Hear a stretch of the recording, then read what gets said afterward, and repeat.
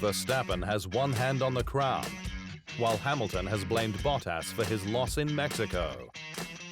You can now watch full 24-minute episodes of The Inside Line at our official home on unbeaten.com.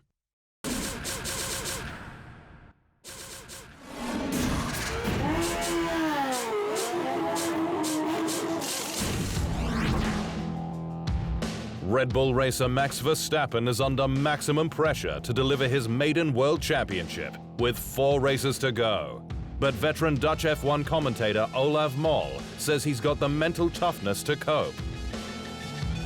Verstappen is 19 points up on his rival Sir Lewis Hamilton, with Brazil ahead, a race he won back in 2019. But Mol, in a chat with Australian Grand Prix podcast In the Fast Lane, says his countryman is mentally untouchable given his past experiences. I remember Max telling me that he had a fallout with Jos one day about a championship he'd lost, and Jos didn't speak to him for a week.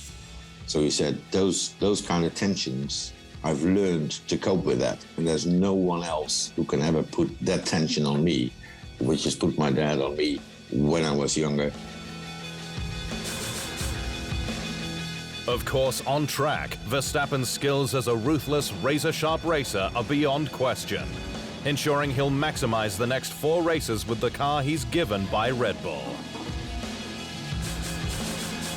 And that's why he says, it's not in my hands, because I will do whatever it takes. And he does, even on the final lap, it doesn't matter.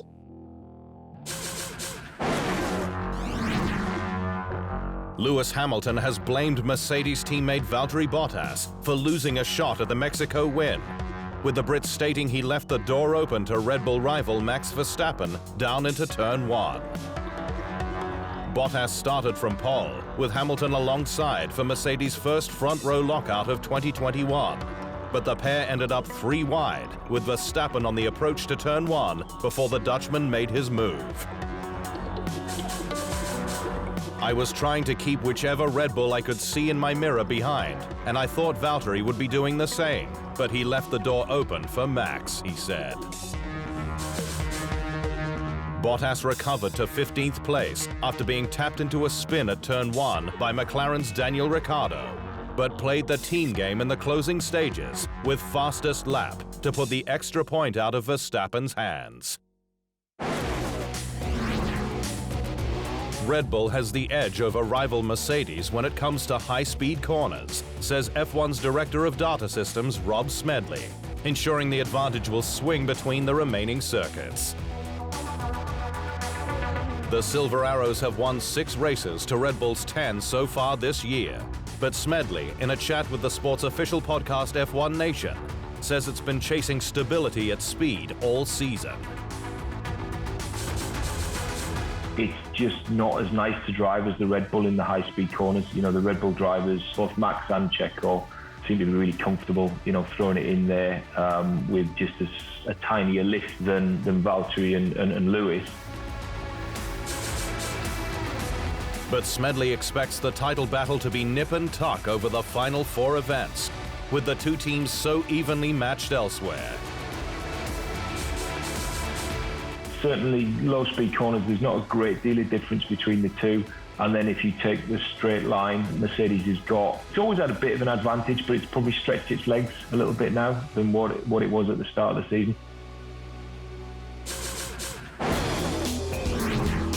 Andretti Autosport owner Michael Andretti says that it was control and not cash that scuppered the deal with Alfa Romeo in F1. Andretti, who raced for McLaren in 1993, was angling for a majority stake in the company that controls Sauber and Alfa Romeo in F1. But while it was reported a request for an additional 250 million euros to safeguard the team, above the 350 million original figure was the stumbling block. It's not what actually ended talks. Basically came down to control issues in the final hours of the negotiations, and that's what killed the deal. So, I've always said if the deal's not right, we're not going to do it. And in the end, it wasn't right. And so we continue to look for other opportunities. Andretti also reaffirmed his desire to see his pilot Colton Herta cross the Atlantic for F1. with the IndyCar race winner a prime prospect.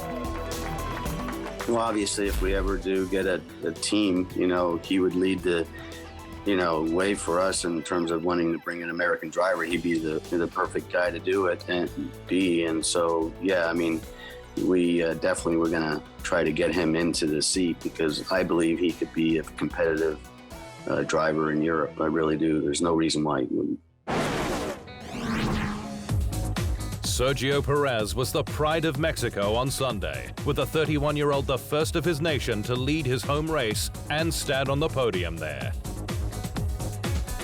That pride extended to the streets of nearby Mexico City, where 130,000 people turned up earlier in the week to see his return in Red Bull colors, with a demonstration in the 2011 title-winning RB7.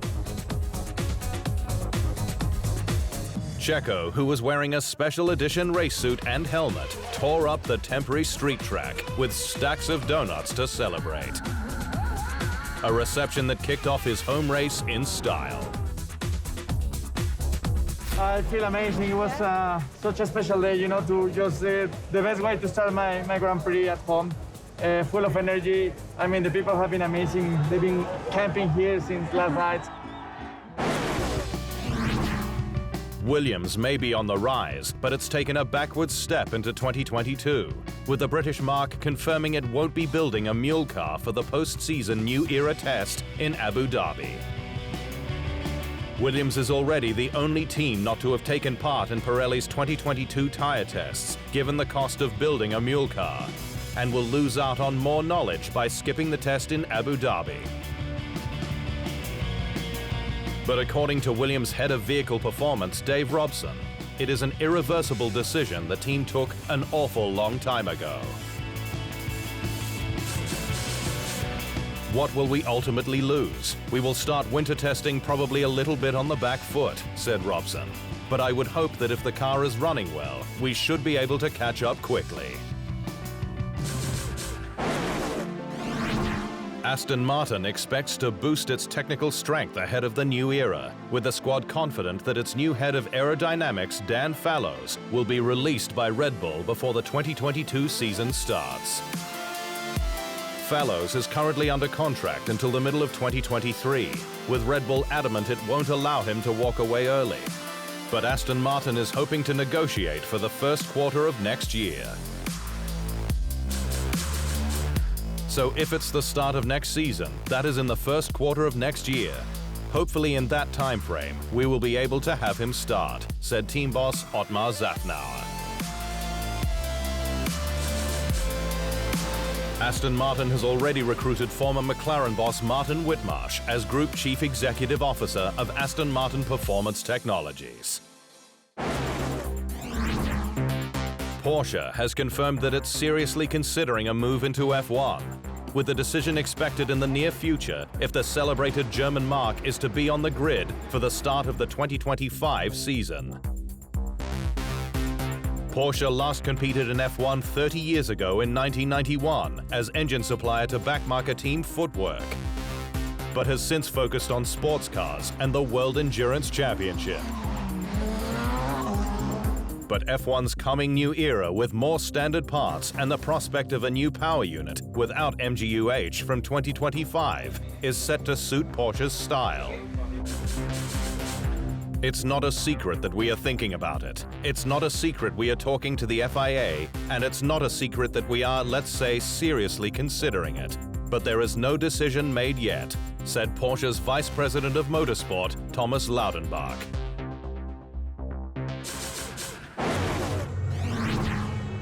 McLaren has launched the car that it will race in its inaugural Extreme E campaign, with a high-profile event held in Glasgow, Scotland during the COP26 UN Climate Change Conference.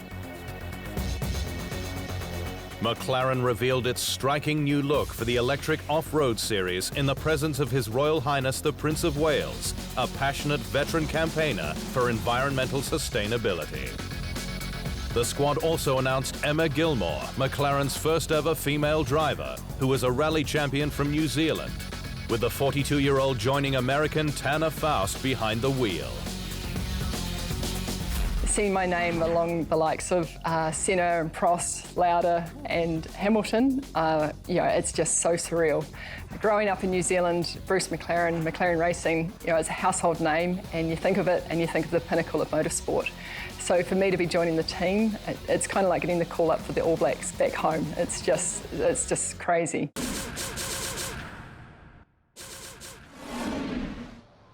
Thanks for watching. To stay up to speed on all things Formula One, make sure you hit the subscribe button.